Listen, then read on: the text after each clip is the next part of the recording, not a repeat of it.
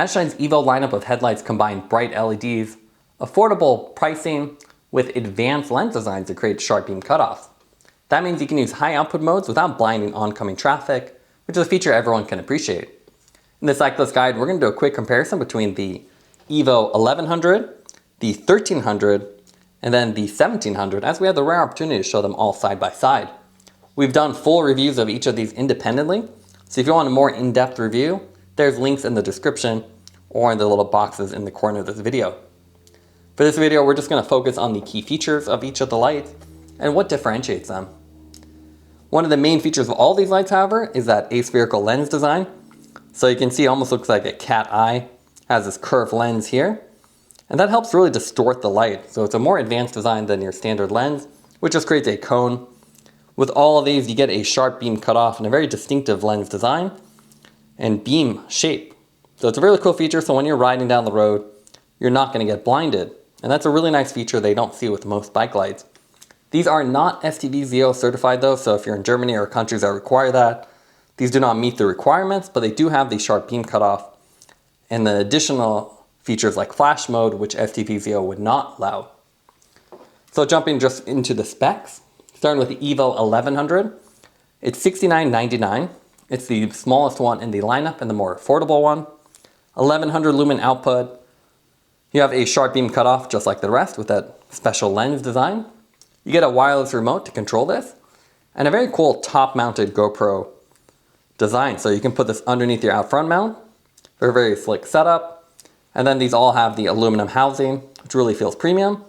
And then USB Type-C charging ports as well. The EVO 1300 is a different form factor than the other two. More of the standard Magicshine light design, but they've actually put the GoPro mount on top, which is a little bit more unique. So again, really designed to be directional. It's supposed to be on the bottom. Do not flip it over. You have the controls on the bottom. And then with this one, you get 1300 lumen output. It's $74.99, so a little bit more expensive. You get the same wireless remote and then aluminum housing with the USB Type-C charging port tucked away here on the backside. So pretty easy to access and charge it up. The most expensive version of these lights though is the EVO 1700. This is $89.99. There also is a SD version, which is controlled by Shimano Di2 levers. So you have a little button on top. So that replaces the wireless remote that comes with this with the Di2 integration, but this is the standard version. They both have the same specs though. Otherwise, 1700 lumen output. You get the sharp beam cutoff again. Higher outputs are brighter. Same GoPro top mount, which is actually detachable, which is a really cool feature. And again, the aluminum housing. As far as the weight comparison between them as well, we can throw this on the scale. So the 1700 is 157 grams. The 1300 is 153. And then the 1100 is 112. As you can see, the EVO 1100 and 1300 have a very similar GoPro top mount. They're actually the same, so you can actually swap out the parts between them. And they have a two-prong design that goes inside a standard GoPro mount.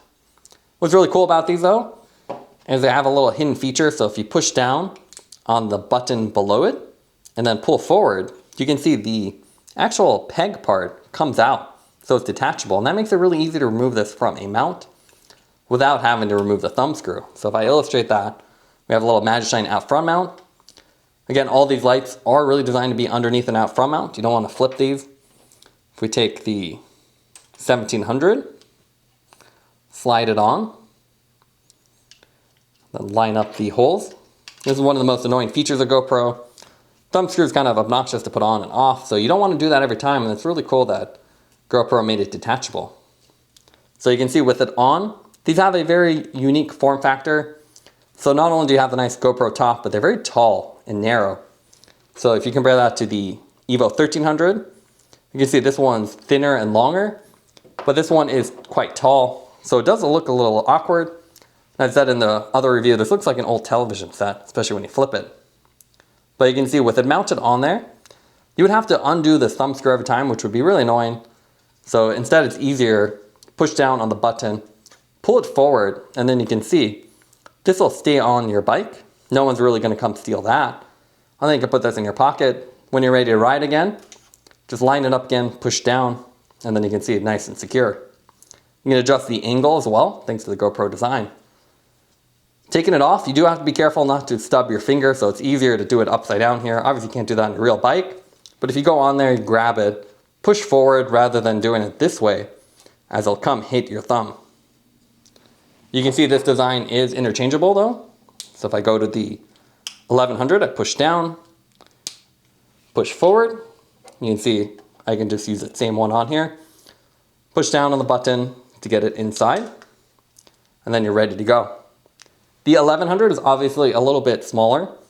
So if you put them side by side, you can see it's a little bit shorter and not quite as wide.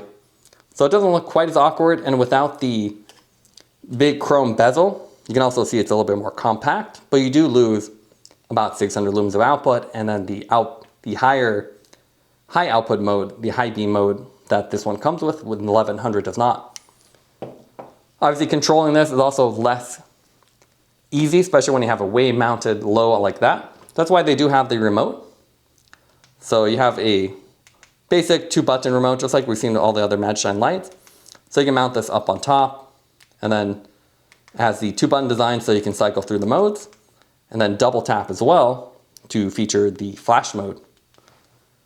So that's one feature you can't actually access without the remote, which is a little bit interesting. So if you want to get to the flash mode, you have to double tap the square button. On the actual device, you can only go through the main constant modes. With the EVO 1300, you get a more standard design, so we have to undo this and then put the GoPro to Garmin adapter that you get with the light. So this one, you use a Garmin to GoPro, so you put your prongs in here, position it, and then put the thumb screw through. And with the EVO 1300, again, more traditional design. So you put it on, lock it in place. And what's nice about this, again, with the GoPro design, you can actually adjust the angle. Obviously, it looks a lot sleeker as the front area is smaller, especially compared to the EVO 1700, which is so bulky, but it is longer, so it kind of hides underneath there. The downside of the EVO 1300 is that they put the buttons on the bottom, so when you actually have it mounted like this, which is a design, you can't really see the indicator lights. And again, you'd have to use the remote to really use it. But with this one, it does have the battery status indicators just like these do. But with this one, it's a little bit more obvious, and this one does have the high beam as well.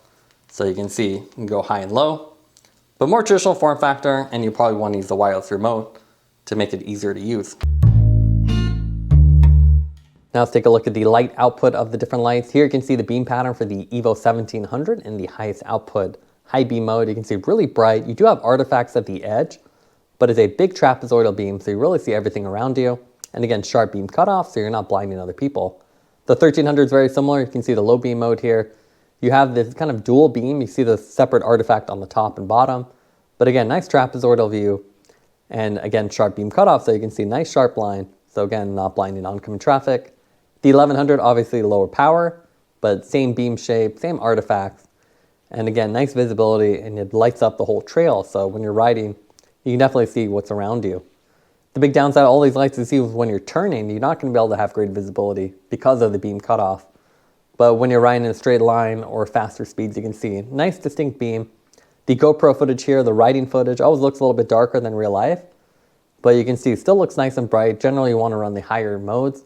And as you go down in power from the 13 down to 1100, you're going to end up more in the medium and high modes. You do have flash modes, but they're only accessible through the remote. So not a great light for daytime riding. But you can see even with the 1100, nice sharp beam cutoff. And the distinctive beam design ensures all the lights on the ground, so you don't need a super bright light. Now let's go to the pros and cons for the EVO lights. What we like about them is they all have a sharp beam cutoff, so you're not going to blind oncoming traffic or other cyclists, even if you run the highest output modes. They're also all designed for undermounting, so they tuck underneath your computer on an out front mount, which makes a really clean installation. Magicshine has also designed them all to be really easy to remove and install, so if you're a commuter, you can easily pull it on or put it back on. And even with the GoPro version, the GoPro tab itself is removable, so you don't have to worry about the thumb screw. The main negatives with these lights is the fact that flash mode requires a remote. You can't just access it from the device itself, so if you want a daytime flash, you have to have the remote. Also, there's no side visibility with the inset lens design of the EVO 1100 and 1700, so it makes a less optimal choice for a commuter.